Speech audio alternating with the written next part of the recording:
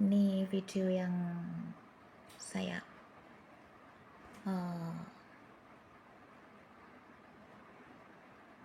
dokumentasikan ya.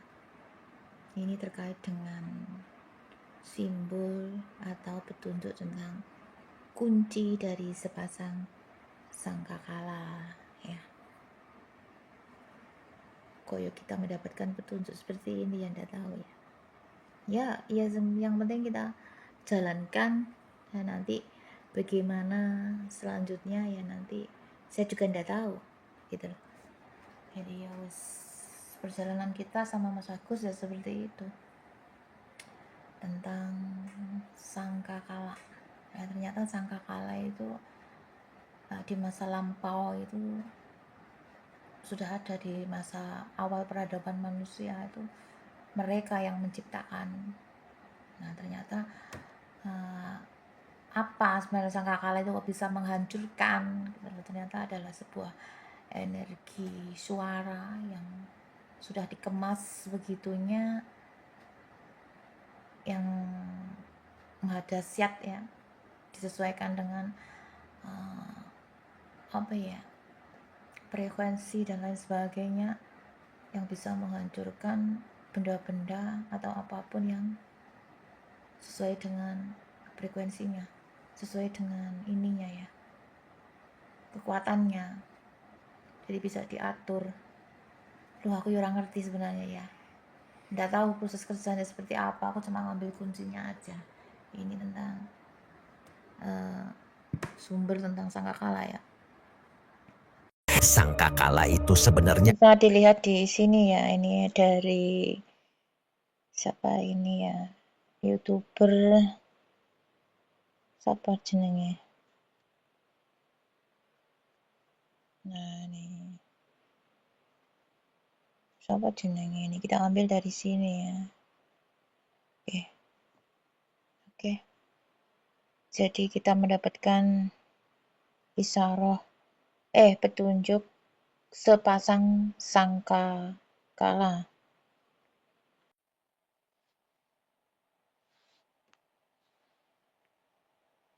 Tanggal 27 Juli 2026 kita dapatkan masukan tentang sangkakala, di mana sebelum tanggal 27 Juli 2026 kita sudah mengambil simbol sangkakala, di mana kita tidak mendapatkan isaroh pada saat itu, tapi kita disuruh secara langsung habis mengambil bendera putih ya, Gapura Utara, kita disuruh mampir ke suatu tempat makam, dibilang gitu aja ya, sesuai petunjuk ya. Nah, kemudian kita mampir ke area makam tersebut, jadi dadakan. Ternyata di situ kita mendapatkan simbol sepasang sangkakala atau trompet. Nah, terus kemudian posisi sebenarnya ya, apa hubungannya dengan ilmu teknologi di masa lampau, Atlantis Lemuria kayak gitu ya, atau awal peradaban manusia, sangkakala sebenarnya bagaimana proses kerjanya. Nah, ini kita ada sumber dari YouTube ya. Ternyata seperti ini. Ini ya, YouTube-nya di sini nih. Nah, ini.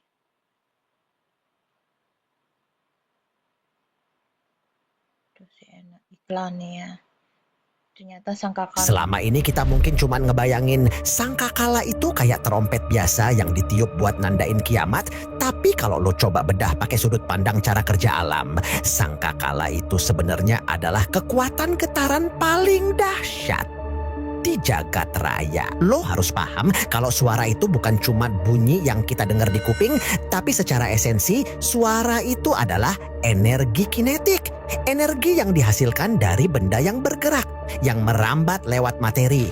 Nah, kalau energinya cukup besar, suara bukan lagi jadi musik, tapi jadi kekuatan penghancur yang bisa ngebubarin struktur terkecil pembentuk benda dalam sekejap. Nah, buat gambaran lo gimana ngerinya kekuatan suara, coba lihat teknologi militer sekarang kayak LRAD, Long Range Acoustic Device, yang dipakai buat ngendaliin massa lewat frekuensi yang bikin mual. Namun, perlu kita garis bawahi, semua penjelasan ini hanyalah analisa untuk membedah trompet sangkakala pakai pengetahuan yang terbatas ini. Tujuannya untuk memahami kebesarannya, karena pada akhirnya kebenaran mutlak tetap berada di tangan Allah semata. Dengan landasan iman, mari kita lihat betapa dahsyatnya sangkakala itu. Dalam Al-Quran surat Ad-Jumar ayat 68, dan ditiuplah sangkakala, maka matilah siapa yang di langit dan di bumi kecuali siapa yang dikehendaki Allah. Kekuatan ini makin jelas kalau kita bahas gimana suara punya ambang batas daya hancur yang diukur lewat satuan kekuatan suara. Angka 194 muncul sebagai titik kritis paling ngeri dalam fisika. Karena di titik inilah gelombang suara mencapai tekanan puncak yang nggak bisa lagi dihantar oleh udara secara normal. Begitu suara melewati batas angka ini, dia mendadak berubah jadi gelombang kejut. Tekanan udara yang bergerak sangat cepat melebihi kecepatan suara. Yang sifatnya udah bukan lagi suara, tapi energi mekanik padat yang bisa ngerobek paru-paru dan ngeruntuhin beton cuma dalam hitungan milidetik. Karena hantaman tekanannya yang mencapai ribuan ton per meter persegi. Tiupan sangkakala itu sebenarnya ledakan energi udara masif yang bergerak sangat kencang atau supersonik, kecepatan di atas 1235 km per jam. Di kondisi inilah udara mendadak berubah jadi palu godam raksasa yang ngehantem apapun. Persis istilah asy-syaihah dalam Al-Quran surat Hud ayat 67. Dan satu suara keras yang mengguntur menimpa orang-orang yang zalim itu, lalu mereka mati bergelimpangan di rumahnya. Selain ledakannya, ada variabel yang lebih licin, yaitu infrasonik. Getaran suara sangat rendah di bawah 20 Hz yang nggak bisa didengar telinga manusia, tapi punya daya tembus tinggi. Lo mungkin nggak dengar suaranya, tapi getaran rendah ini punya daya tembus yang gila banget buat ngerusak bangunan, bahkan masuk ke lapisan bumi paling dalam tanpa perlu suara yang berisik. Terus gimana ceritanya cuma suara bisa bikin gunung hancur kayak bulu yang dihamburkan di Quran surat Al-Qaryah ayat 5? Dan gunung-gunung adalah seperti bulu yang dihambur-hamburkannya. Jawabannya ada pada sifat benda yang bakal bergetar hebat kalau kena getaran dari luar yang frekuensinya pas atau disebut resonansi. Setiap benda punya getaran alami molekul benda. Dan kalau dihantam frekuensi yang pas, benda sekokoh gunung pun bakal pecah berantakan kayak gelas kena nada tinggi penyanyi opera. Nah, fenomena gelas pecah tadi kalau kita skalakan ke level planet, itulah yang terjadi sama gunung-gunung raksasa kita. Begitu sangkakala ditiupkan pada getaran yang pas sama molekul batuan, gunung itu bakal bergetar hebat dari dalam sampai luruh. Jadi debu karena molekulnya dipaksa bergetar ngelewati batas elastisitas atau kemampuan benda untuk kembali ke bentuk semula. Ini dibahas di Al-Quran surat Al-Waqiah ayat 5-6. Dan gunung-gunung dihancur luluhkan selumat-lumatnya, maka Jadi kita mendapatkan petunjuk atau simbol sangkakala itu secara mendadak. Habis ngambil simbol sepasang bendera dari kita ngambil bendera putih Gapura Utara ya. Nah di situ kita disuruh mampir ke suatu tempat ya. Siapa yang nyuruh? Ya kayak ada yang nyuruh gitu aja nih. Tak sampaikan ke Mas Agus, disuruh mampir ke sebuah makam. Loh lah makam mana? Pokoknya kamu berhenti di mana ya disitulah tempatnya. Tapi apa saya nggak ngerti kalau itu nanti dapat sangkakala, itu nggak ngerti simbol sangkakala ya. Ranting kita bentuknya seperti sangkakala, jadi kita nggak ngerti kalau itu adalah simbol dari akan mendapatkan simbol dari sangkakala. Kita nggak bisa bikin-bikin kan, karena isyarat kita ini dari alam langsung, alam dan leluhur, melalui bimbingan alam dan leluhur juga Tuhan ya. Jadi kita ini karena leluhur tidak bisa bicara, kita mengambil daun ranting pohon kering. Di situ kita padukan dengan yang kita dapat ya, isyarat atau petunjuk yang kita dapat baik melalui mimpi ataupun kejadian-kejadian setiap hari. Nah, kenapa kita ambil daun ranting pohon kering kayak gitu? Karena di situ ada simbol-simbol yang bisa kita terjemahkan. Jadi awalnya kita tidak tahu. Nah, dari ranting satu, daun yang satunya lagi kulit kayu. Nah, di situ ada simbol-simbol. Kemudian kita terjemahkan dan kemudian kita rangkai menjadi satu kesimpulan. Kesimpulan apa? Kesimpulan ya tentang sesuatu di masa lampau.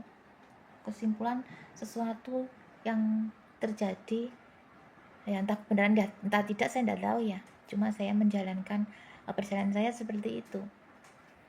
Itu terkait dengan awal peradaban manusia, awal, yang paling awal ya, terciptanya alam semesta dan awal peradaban manusia. Jadi ini terkait dengan ilmu teknologi di masa lampau yang ternyata itu melebihi ilmu teknologi yang di zaman sekarang. Jadi di masa lampau itu semuanya sudah ada, cuma karena hancur karena suatu dihancurkan, memang sengaja dihancurkan, terkait dengan itu ya, kisah-kisah Bahtera Nuh dan lain sebagainya itu ya akhirnya terpecah-pecah, hilang kan. Nah, melalui daun ranting pohon kering ini kita diberi petunjuk, di sini loh tempat ini, di sini loh ceritanya begini loh, kematiannya seperti ini, semuanya ada. Tetapi untuk kematian sosok-sosok yang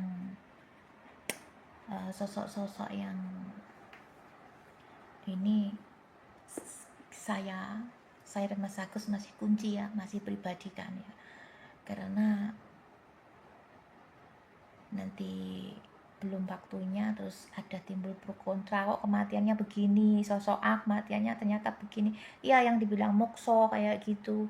Misalkan si A ini mokso, ternyata melalui daun ranting pohon kering tersebut kita dikasih petunjuk kematiannya itu ternyata seperti ini loh, begitu. Kemudian makamnya di mana itu ada semua, cuma kita ndak masih kita privasi dulu. Nah, ini kan yang kita kasih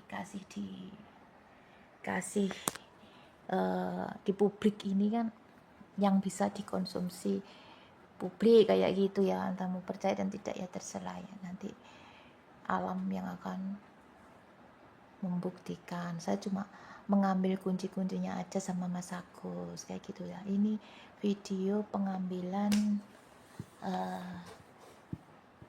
simbol dari pengambilan ranting daun kering, simbol dari sepasang sangka kala. Kita diarahkan ke sini, ini ke makam Gedong. Ada apa kita tidak tahu. Makamnya ada di dalam kono, tapi kita tidak menuju area makam, jadi di luar makam. Nggak tahu ini nanti kita akan dapat apa. Ayo dos, disuruh ke arah kanan dos, kanan ini di kanan. Nggak ngerti kita akan mendapatkan titipan apa. Terus tengok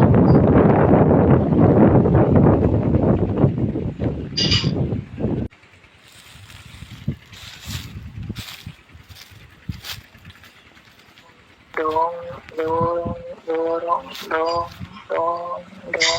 Dan kupingku ada kata sepasang, bos, aku. Di telinga ada kata sepasang. Sepasang apa? Sepasang apa tuh? Bu.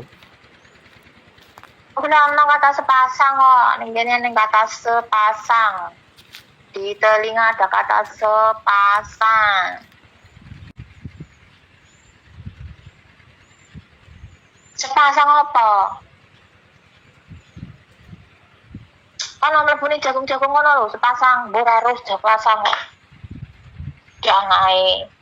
Ayo.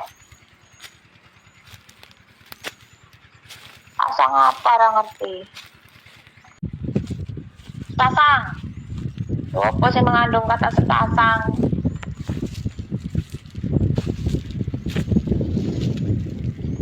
Sepasang mata bola datang dari Jakarta. Apa? Apa kok urek-urek kenang kono? Apik kuwi. Balik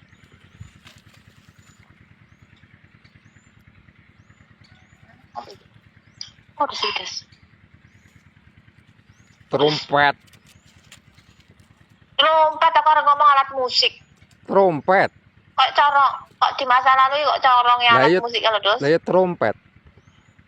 Ya pokoknya awakmu ngarani trompet, aku ngarani alat musik. Ya kan podo trompet karo alat musik. Ayo, situ, telek dulu, taruh dulu. Cari yang lain lagi. Apa dos? Aduh, wih, lu antar. Jangkrik. Oh, boy. Yuk sik terus. Puter-puter. Wih, apa lo? Tanah apa teletong? Lemah. Balik Yang kok nek dirangkai baru berbunyi tuh. Nek urung dirangkai kan kira berbunyi kemen.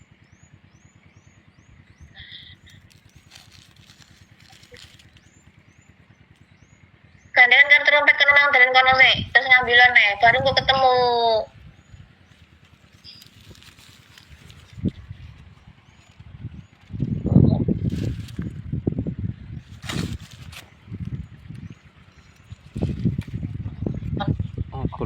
Bolongan kabeh ya, Des ya.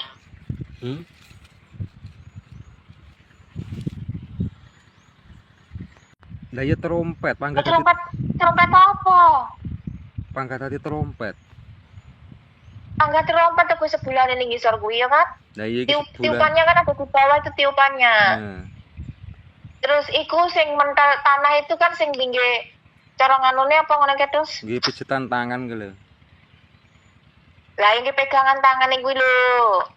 Lah iya. Ya kok seru trompet terus. Trompet apa iki terus? Trompet sangkakala. Trompet Dimas.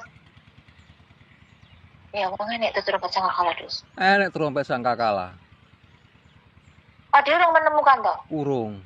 Trompet yang dimaksud dengan trompet sangkakala iku ki trompet iku mengandung energi magnet, energi sing pokoknya sing dahsyat, ana energi listrik magnet sing dahsyat bisa menghancurkan ngono lho, kuwi ana kaitane karo kotak tabut. Ngono.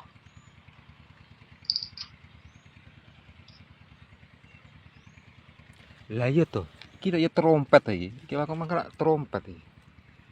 Kayak corong trompet. Lah iya. Iki trompet kaya saksofon kaya apa ya?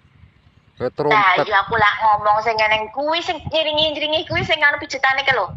Ngiringi-ngiringi iku sing pijetane ngerti? Iya. Tak ada kan nek pijetane. Iya. Iya kan? Iya, iya. Anak pijetane to. Lah iya ki trompet. Versine nganu lho yo, trompet sangkakala. Lah itu di masa lampau, ini trompet untuk apa? Iku trompet untuk apa iku? Trompet iku tak ditiup iso menghancurkan nganu lho. Kuwi kaitane karo kotak tabut lho, Dos. Ning endi ku manggone? Sepasang ya, Dos. Kita temukan sepasang trompet. Ning endi mang tempate?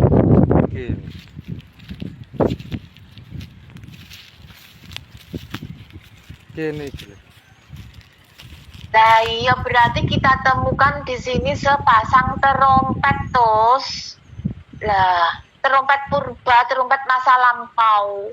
Terkait dengan trompet yang disebut dengan trompet sangkakala. Cuma kita belum tahu apa maknanya yang sebenarnya tentang trompet sangkakala. Yang sebenarnya ini adalah trompet di masa lampau, di masa purba. Itu trompet untuk yang mengandung energi yang maha dahsyat ngono lho kuwi. energi listrik dan magnet kembali lagi neng kono. Ngono terus. Jadi di situ ada sepasang trompet yang disebut dengan trompet sangkakala, bahwa ini trompet apa di masa purba, ngono lho. Jadi trompet itu bisa menghancurkan efeknya, ngono lho terus. Kuwi nek kaitane karo gelombang elektromagnetik karo gelombang listrik kuwi engko. Padha karo tabut, kotak tabut. Jadi nek ditiup itu bisa menghancurkan. Lewati sebul. Menghancurkan. Ojo, wis ambil nanti yo sing mewujudkan yo sing pembawa kuncine, tetep wae sing nggawa kunci. Wae tanda tangan serah terima, nyapa kok cekel ngono. Sepasang trompet ya. Sepasang trompet itu kan ya padha karo Gapura Utara sama Gapura Selatan. Jadi Pangeran Hasan sama Pangeran Husein. Jadi sepasang itu ya milik dari dua kubu, Atlantis dan Lemuria punya trompet masing-masing sepasang, ngono lho terus. Ataupun Pajajaran Majapahit. Kesimpulannya kita dapatkan titipan yaitu benda purbakala atau benda di masa lampau berupa sepasang trompet ya, yang ada kaitannya mungkin dengan trompet sangkakala ya, akhir zaman ya. Ya ini kan sudah akhir zaman, makanya kita menemukan simbol trompet sangkakala. Lah, sepasang ya, ini trompet di masa Atlantis Lemuria atau Pajajaran Majapahit yang hilang ya. Tanda tangan sudah terima, ini trompet ya di masa lampau, nggak ngerti itu tertanam di dalam atau bagaimana ya, nanti yang mewujudkan ya nanti ya sang pembawa kunci yang DNA-nya sudah tertempel di trompet tersebut.